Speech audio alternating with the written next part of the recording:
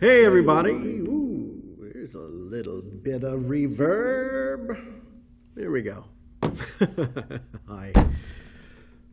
What the fuck? We knew it was coming. I get it. I don't know how we do it either. I know that we are all in a position of having to sort of work this out. And we're going to do it together. We're going to do our best to do it together. All right? But in the meantime, let's figure out where we are. All right. I sent out a survey, and everybody but Zai responded. And I'd like to address some of your questions here. I have all acting classes. I was learning a monologue to be able to perform in front of my teacher. How can I do that if I'm not in front of them? Well, I think we have to assume that you're going to be performing the monologues from home. And the way you could best serve both that monologue and perhaps this class would be to place somebody in the center of the lens, the way we do for audition technique, and deliver it as an intimate conversation, a personal conversation with the person to whom you're speaking. I'm willing to bet that that's what your teacher is going to ask you to do, what your instructor is going to ask you to do. And at the same time, thank you for having trust in me and not being concerned. A lot of you are worried about catching the virus or that your family will. I hope that does not happen. I have a private student here at the studio who became symptomatic last Thursday. And this Thursday it started to get really bad, and last night she had trouble breathing. It's going to happen to somebody we know, if not to us. Take it in stride. Remember, there's nothing that medicine can do for you about the symptoms. So you're going to have to treat yourself at home until it gets to the point that you're going to have trouble breathing, and at which point you're going to need to seek medical attention. 80% of the people are going to have a case that is anything from hardly noticeable all the way up to feeling like shit. Like your head is going to explode and your fever is high and possibly even hallucinating because of the fever. Those are the mild cases, mild to moderate. Severe is where you have trouble breathing. So what I will say is please follow the CDC guidelines. And if you start to feel symptomatic, stay home and treat yourself with over-the-counter medications. And if you don't have access to those, let someone know, and maybe they can drop them in the front of your door so you can reach out and pick them up. It's going to be a weird time. I wish I had better consolation for you than that, but I don't. So just practice social distancing, wash your hands, don't touch your face. And with any luck, we'll all get through to the other side of this without anyone we know becoming seriously ill. Okay? Not getting to interact with other students. How am I going to deal with being locked inside? Yeah. And not sure if the online version of this class is going to be beneficial to you. What about partner assignments and working with the directing class, keeping up with expenses? That's a legitimate worry. With any luck, there will be some assistance for everybody. I'll address the questions about this class.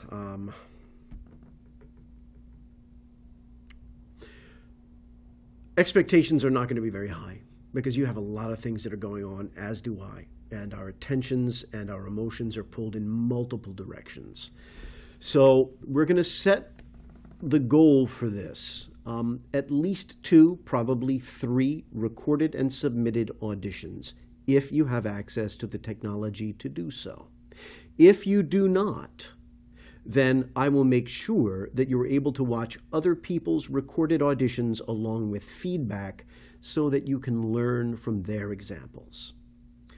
I understand not everybody is in the same place with having a stable place to live or access to technology. So we're going to go from there. I'm also going to try and provide you with other recorded examples of known works that you might see on Netflix or on Amazon Prime, so you can watch these at home and watch some of the things that I'm talking about when it comes to actor performances. So it gives you some idea of a model to emulate. There is another test that we have coming up. I will give you a lot of time on that test. And I think I can pretty much guarantee anybody that's watching me right now. No, I am. I can guarantee you. Nobody's leaving this class with less than a B. This is a shit show. So your grade will reflect the fact that we are all struggling to make this happen. All right. But I need you to stay in touch with me. I need to let me know what's going on in your life so we can get through this together. Okay.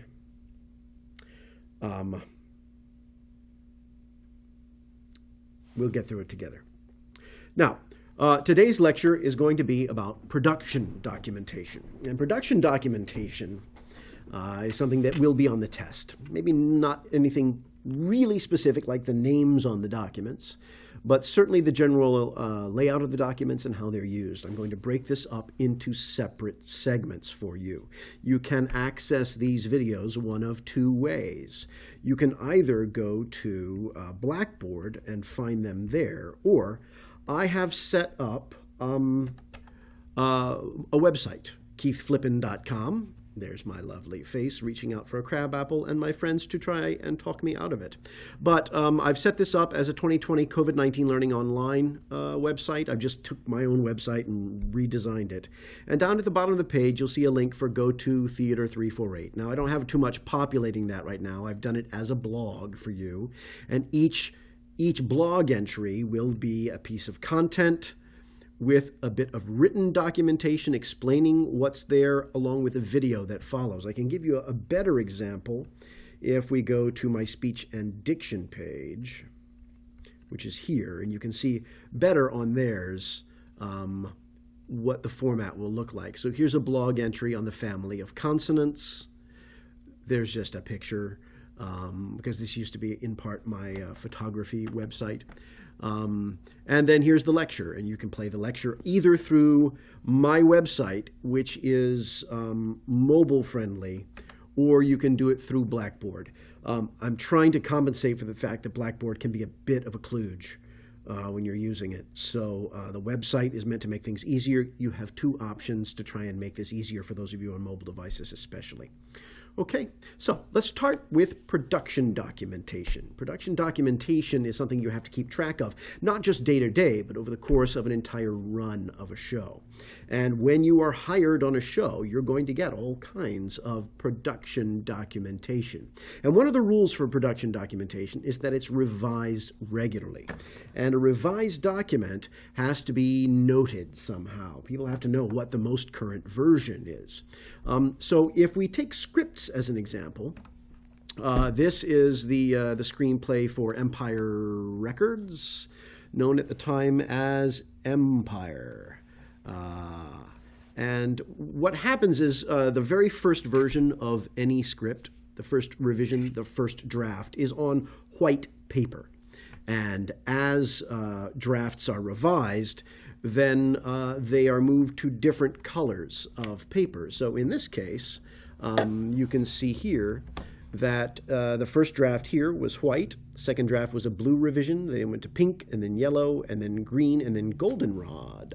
And so what happens is you're going to get your white version, and then when there's a new revision, you're going to go through all of those white pages, remove the ones that correspond to the blue pages you've been handed, and stick in the blue pages.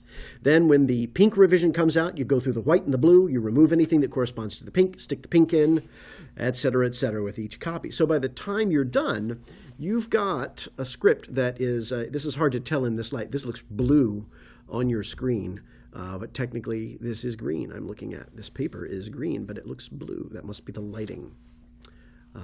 So pink, yellow, then you've got dark gold, which is the goldenrod color, which doesn't even look video safe. Blue. So you end up with a script of multiple colors. So if you say, hey, what's the most current revision? We're on the goldenrod pages. And I will tell you a story perhaps later about that. But this is how we track revisions. The same thing happens for all production documentation. So whenever there is an updated schedule, over the course of the run, they're going to update the color of the long-term schedule and the long-term contact sheet, et cetera, as production plans change. But let's talk about the very first document you are probably going to receive when you get a job offer. The very first thing you are likely to receive, especially if you were being represented by an agent, because really this is who this goes through on a major feature film or television project, is something called a deal memo. Now, what a deal memo does is it outlines what you're going to get as compensation, along with any additional items that have been negotiated on your behalf. Now, scale pay, and by scale, I mean the minimum negotiated pay for a full budget feature film or television show, and there are a lot of contracts, that's another video, is about $1,000 right now. It's $1,000 and some change. And when you work on one of these shows, the minimum you're going to get on a full budget television show or feature film is about $1,000 for an 8-hour day plus 10%. And that's part of the standard negotiated package. It's called Scale Plus 10. And Scale Plus 10 means that it's your pay, plus you're getting your agent's commission on top of that. An agent on a union job should be paid 10% commission, because the union's giving you that to give to your agent.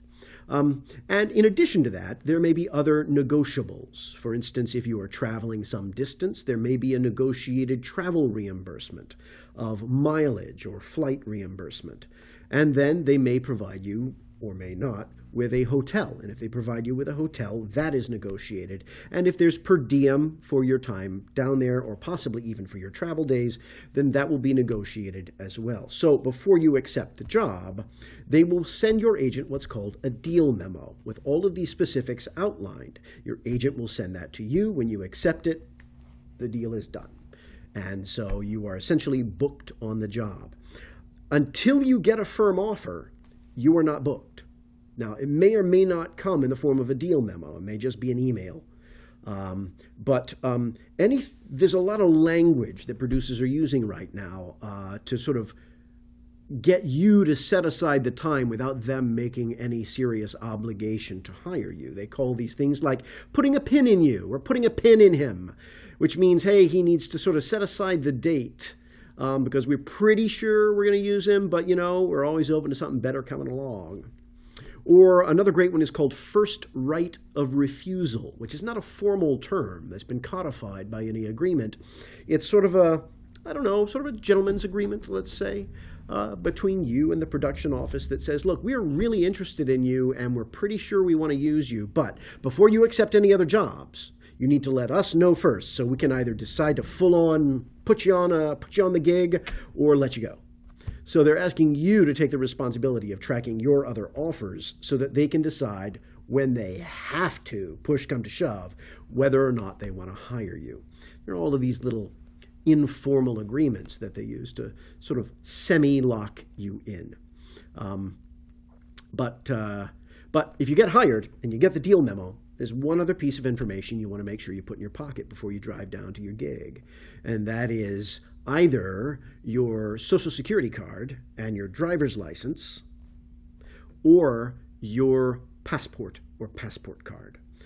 You need these two pieces of documentation in the first part, or just the passport in the second part, to prove your citizenship. No production is going to work you until you fill out your I-9 form. And your I-9 form is the immigration and USCIS form that says, hey, I am an American citizen. I have a right to be working here. Or if you are a foreign national that is working and living in the United States, you have a green card, you will need that as well as evidence of the fact that you are allowed to work these jobs. Or if you're on a special visa that allows you to do so, et cetera, et cetera. You need that documentation. If you show up without that documentation, and you generally don't fill out your contract until the morning of your first day of work, you will be replaced. They will not work you. I have gotten all the way down to, the last time it happened was I got all the way down to New Orleans, drove down there for a job. This was years ago, and I realized I had left my passport at home, and I don't carry my Social Security card. And so I had to call Jeffrey up, and I said, hey, Jeff, I need you to FedEx me my passport immediately so I can work this job. And it came in the next morning before my call time on set. So those are the starting places. But now let's take a deeper dive look into the production documentation. Next video.